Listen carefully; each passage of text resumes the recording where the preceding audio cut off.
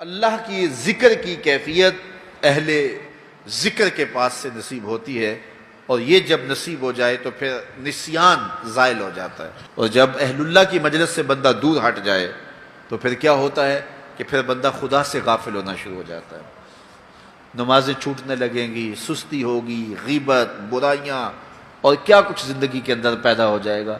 وہ کسی زمانے میں ایک گاؤں کے مولوی صاحب کے بارے میں یہ خبر پہنچی کہ انہوں نے اسلام کو چھوڑ دیا ہے اور عیسائیت قبول کر لی ہے۔ تو جو قریبی شہر کے علماء تھے انہیں بڑی تشویش ہوئی، تو علماء کا ایک گروہ ان کے پاس گیا اور جا کے کہا حضرت ماجرا کیا ہوا؟ انہوں نے کہا جی میں ایک دن نماز پڑھانے کے لیے صبح فجر کے وقت نکلا، ٹھنڈے پانی سے وضو کیا تھا، سنتیں پڑھنے کے بعد نماز میں ابھی وقت تھا تو میری آنکھ لگ گئی، تو اچانک اقامت ہوئی تو میں اٹھا اور مصلی کی طرف دوڑ پڑا۔ پھر مجھے خیال آیا کہ میں تو وضو کرنا ہے، لیکن میں مصلی پہ کھڑا ہو چکا تھا، اب یہاں مصلی چھوڑ کے جاؤں تو نمازی کوسیں گے کہ پہلے کہاں گیا ہوا تھا۔ تو اسی گو مگو کی کیفیت کے اندر میں نے جو ہے وہ نماز پڑھانا شروع کر دی، لیکن میں ڈرا کہ میں مصلی رسول کی توہین کر رہا ہوں، بے وضو نماز پڑھا رہا ہوں، تو کہیں اللہ کا عذاب میرے اوپر نازل نہ ہو۔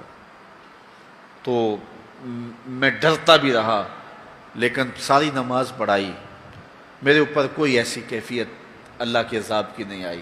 سارا دن گزر گیا، اگلی رات بھی گزر گئی، اگلے دن فجر کا وقت آیا تو پھر میرا وضو ٹوٹ گیا، تو پھر میں نے کہا اب ٹھنڈے پانی سے وضو کیا کرنا ہے، پھر میں مصلی پہ چڑھ گیا، حتیٰ کہ میری عادت ہو گئی۔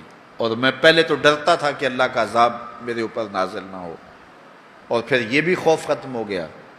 پھر ایک دن میں غسل کی حاجت سے تھا اور میں نے غسل کرنے کی بجائے فجر کی نماز پڑھا دی۔ اس دن میں دوبارہ ڈرا کہ کہیں اللہ کا عذاب نازل نہ ہو جائے، تو کہا سلام پھیرا تو میرے اوپر اللہ کا کوئی عذاب نازل نہیں ہوا۔ تو میں نے اسلام کو چھوڑ دیا کہ اسلام سچا دین ہوتا تو میں اتنی توہین کی ہے مصلی رسول کی، اتنی توہین کی ہے اللہ کے گھر کی، تو میرے اوپر کوئی عذاب آتا، تو میرے اوپر کوئی عذاب نہیں آیا، تو میں پھر واپس ہو گیا ہوں، تو میں عیسائیت قبول کر لیا۔ تو علماء نے کہا کہ تیرے اوپر کوئی عذاب نہیں آیا، اس سے بڑا عذاب کیا ہو سکتا ہے؟ رب نے اپنا دین چھین لیا ہے، اس سے اور بڑا عذاب کیا ہو سکتا ہے؟ اس نے اپنا پیارا دین، محبوب دین تجھ سے چھین لیا ہے، اب جا بھٹکتا پھر، دھکے کھاتا پھر، تیرے سے وہ جو نور تھا وہ تو ہم نے نکال لیا، اب ایک بت رہ گیا۔ یہ سزا کتنی بڑی سزا ہے، لیکن انسان مادی سزاؤں کو سزا سمجھتا ہے، وہ سمجھتا ہے کہ دولت چھین لی جائے گی، کاروبار بند کر دیا جائے گا، مجھے پریشانیاں آئیں گی، میرے اعضائے بدنیاں توڑ دیے جائیں گے، آنکھوں کی بینائی اچک لی جائے گی، میرا ایکسیڈنٹ ہو جائے گا، تو یہ سزا ہے، پتھر اتریں گے تو یہ سزا ہے۔ کہا یہ بھی سزا کی صورتیں تو ہیں، لیکن یہ سزا اوروں کو دی جاتی ہے، لیکن یہ کتنی گہری سزا ہے۔ فَأَنْسَاهُمْ أَنفُسَهُمْ، انہیں ان کی ذاتوں سے بے خبر کر دیا جائے، انہیں پتہ ہی نہ ہو کہ ہم دنیا پہ آئے کس لیے ہیں، مقصد حیات کیا ہے۔ ساری زندگی یوں گزار کے چلے گئے جس طرح ایک جانور گزار کے چلا جاتا ہے، کھایا پیا سویا آرام کیا چلے گئے، صرف اپنی خواہشات نفس کی تکمیل میں زندگی گزار دی۔ وہ تجھے اشرف بنایا ہے، تیرے سینے میں دھڑکتا دل رکھا ہے، تجھے اس نے اپنی امانتوں کا امین بنایا ہے، تو یہ بوجھ اٹھا کے چل پھر رہا ہے، اور اگر اس نے اس کو اتار دیا تو پھر یہ بہائم اور چوپایا ہو گیا۔ اولئک کالانعام بل ہم اضل، فرمایا یہ چوپایا ہے، چوپائے سے بھی بدتر ہے، اس سے بھی آگے چلا گیا۔